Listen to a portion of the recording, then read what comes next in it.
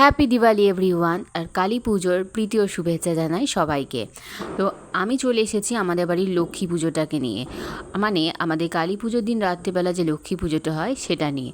তো দেখতেই পাচ্ছ আমার মা কিন্তু ভালো সুন্দর করে প্রদীপগুলোকে সাজিয়ে নিয়েছে, এবং ঠাকুর মশাইয়ের কাজ যাতে একটু হালকা হয়, উনি যাতে মন দিয়ে পুজো করতে পারেন, তাই আমার মা নিজে থেকেই কিছুটা কাজ এগিয়ে রাখছে। তো দেখতেই পেলে ঘটে জল দিয়ে তো অলরেডি বসিয়েই দিয়েছে, আম পল্লব দিয়ে দিয়েছে, পান, তার ওপর এখানে কলাতে সিঁদুর মাখিয়ে রেখে দিচ্ছে। এরপর আমার মা এখন ঠাকুর বসাবে।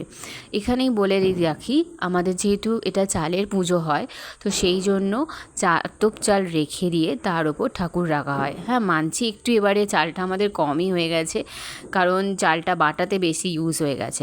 তো যাই হোক, ঠাকুর তো রেখে দিয়েছে। তারপর দেখে নিচ্ছ আমার মা এখানে সুন্দর করে সব ফলগুলোকে কুটে রাখছে বা কেটে রাখছে, যাতে পরে ঠাকুরমশাই এসে যেন না বলতে পারে।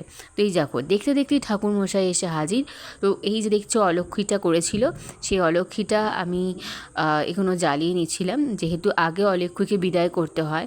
তো সেক্ষেত্রে আমি অলক্ষ্মীকে নিয়ে প্রদীপগুলো জ্বালিয়ে নিয়ে, তো ওই যে একদম বাড়ির বাইরে বার করে দিয়ে এসেছি, একদম ভিটে মাটির বাইরে।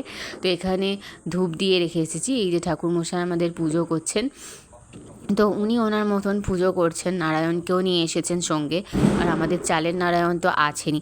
শুনতে পাচ্ছেন চারিদিকে কত বাজি ফাটছে, ওরে বাপরে, ধুমধাম ধুমধাম, কত আওয়াজ। তো যাই হোক, ভালোভাবে পুজোটা হয়ে গেল বটে, তো খুবই ভালো লাগছে।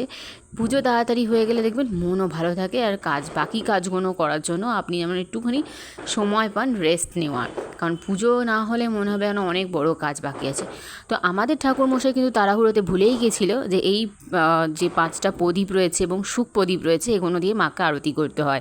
তো যাই হোক, উনি তো ভুলে গেছেন, বাট আমাদের মাথায় ছিল।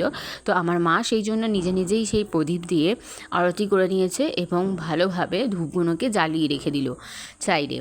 তো আমার মাকে দেখতেই পাচ্ছ ঠাকুর পুজো নিয়ে খুব বড় এক্সপার্ট।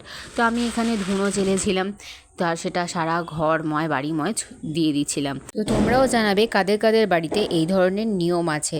আমার বাড়িতে তো আছে। Tata, bye bye everyone.